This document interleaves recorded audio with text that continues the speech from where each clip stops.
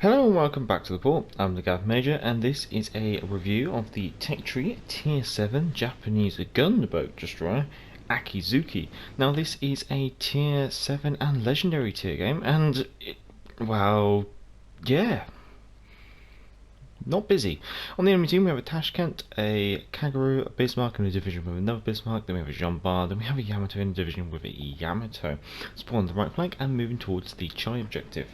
Now Akizuki is the lead class of her lead ship of her class, which was a class of 13 laid down and 12 completed destroyers. Now Akizuki does have quite an interesting a little bit of an interesting history.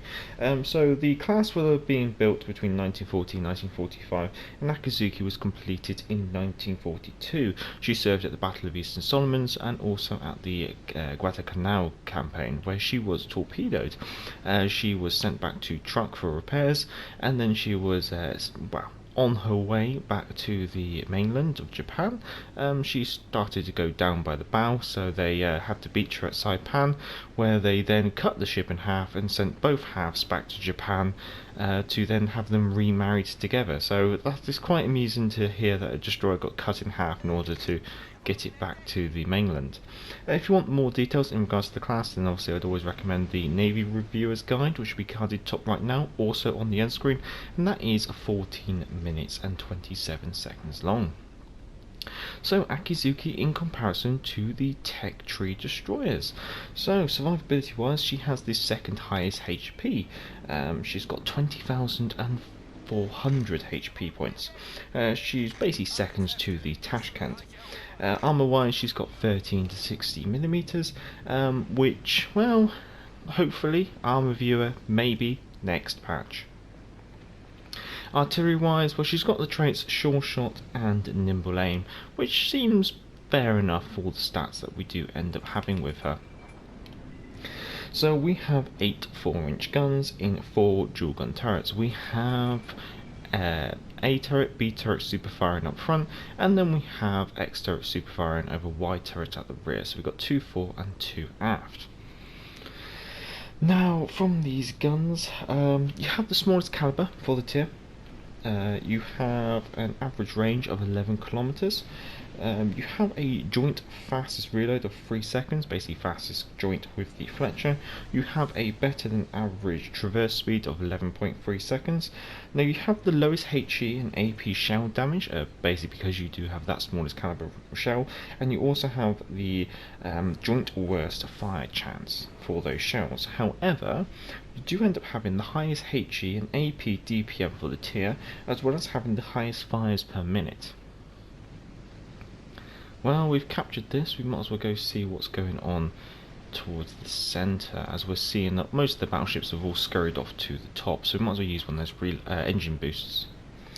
Torpedoes wise, she has the trait Rapid Reload, however I'd like to contest that and say no, she does not have Rapid Reload in any way, unless you're activating the Torpedo Reload booster, very much like the Tier 6.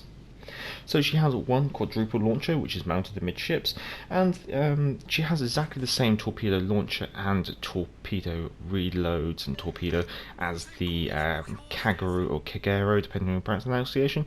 You can see that the angles, it's not super amazing is the best way to put it. So we're just closing in on this Kaguru, and she doesn't quite know we're here yet. So with this launcher, bear in mind, because she's very much like the Kagero, she's pretty much joint with that, so you can pretty much put the word joint in front of it all. So she has the joint longest launcher reload, the second slowest reload per tube, she has the highest torpedo damage and the longest range. She has the second best base stealth torpedo range, that's before you add anything that buffs the torpedo range or your concealment of your ship. Now, you do have the second fastest torpedoes at 67 knots, and they have the second largest detectability. Oh, it's time to dance. I'm just going to slow down here behind the Kaguru because I know he can't fire torpedoes directly backwards. And we're just going to pile on the pain because the reload of those guns being every 3 seconds, or even better, depending on your modules, means that you can really deal a blow to a destroyer like that. So very quickly, got rid of the destroyer. So, where was I? I'm not sure. I'm just going to might be repeating myself. Highest torpedo damage and longest range. Yes, I think I mentioned that one. Second largest detectability on those torpedoes, which is 1.7 kilometers. So it means enemies will have a the most amount of time to respond to those torpedoes, whether they're detected by sonar or detected as they close in on the enemy. Maneuverability, she's the slowest at the tier at 33 knots, she has the joint largest turning circle of 730 meters, and she has an average rudder shift of 3.9 seconds. Concealment wise, she is joint second best, with a base detectability of 6.8 kilometers, and that's before you start sticking modules and things like that on there. She's also got the best, joint best detectability from air, and she's also got the best detectability from firing in smoke, and that's basically due to that small caliber guns. Going on to the modules, she has 2 engine boosts, and they are sorely needed sometimes. These will increase your speed by 8% for 120 seconds and have a 171 second reload. That means it would take your base speed from 33 knots to 35.64 knots, subject to inspirations, commanders, and booster flags. She also comes with 2 smoke screens, which are very nice, and these have a 20-second duration, that's how long it takes to lay down a smoke screen, a 85-second dispersion, that's how long the smoke screen can sit around for, and a 228-second reload.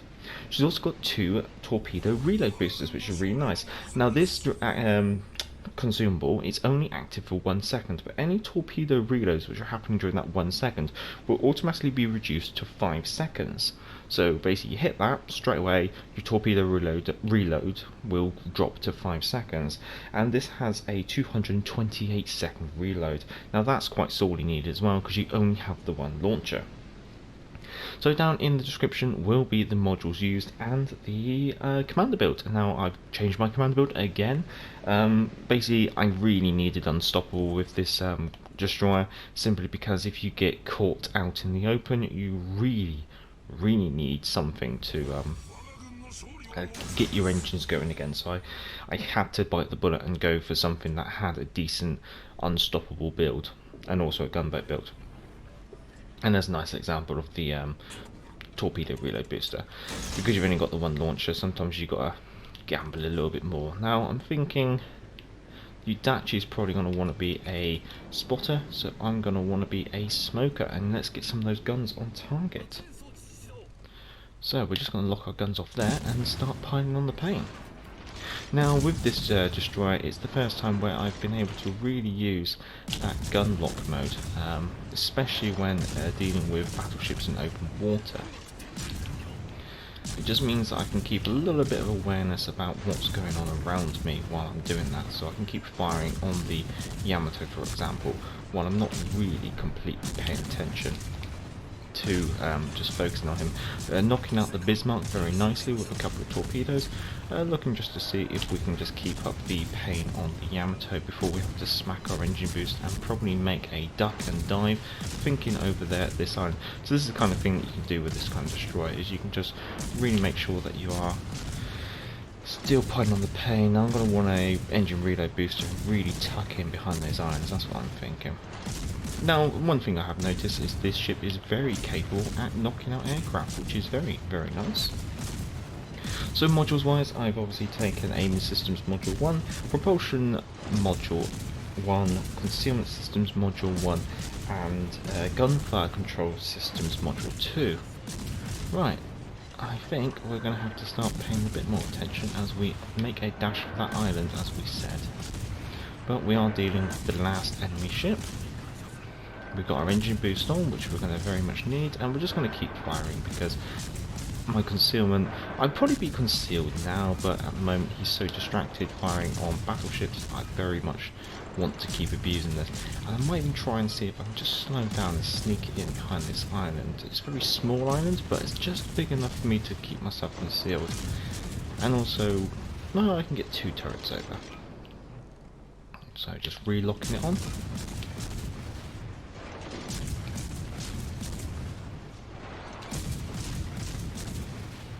Thankfully he's firing AP, so it's going to go straight through me, which is absolutely beautiful, because I can take those kind of hits, especially with my you got that really high HP of 20,400, and then I've obviously got sims on there. I'm one of these big believers. I always like having sims on there as a commander inspiration, just because all that extra HP, especially when you're in a very low HP ship overall for, say, the class. Oh, moving the campaign along, but let's just quickly skip that. There's no point looking at that. So there we go. Quite happy with that. A very cheeky little game in the Akizuki. Considering the very low ship count, but also the very high amount of HP I guess they had, because they had a lot of legendary ships. Get myself 74,000 damage with 3 torpedo hits and 214 hits on target. Get myself 2 kills, one of them being a battleship and one of them being a destroyer.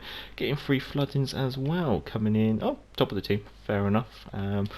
Quite amusing considering I'm reviewing, and making myself a nice tiny profit. Obviously equipping a rare credit booster as I'm playing tier 7. Always equip a rare credit booster in my opinion, and obviously premium raking in a bit more cash, simply because the ship service cost is at 165,000 credits.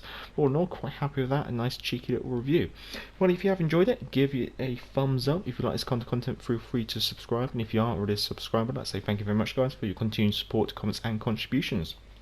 Down in the email address will be the commander build and the modules used, as well as the channel's email address should you wish to send in any of your own game captures for our community spotlight videos on a Monday, and also the link to Patreon if you wish to support the channel on Patreon, as it is a non-monetized channel. Until next time, I'm the Gallifrey Major, and back to the port.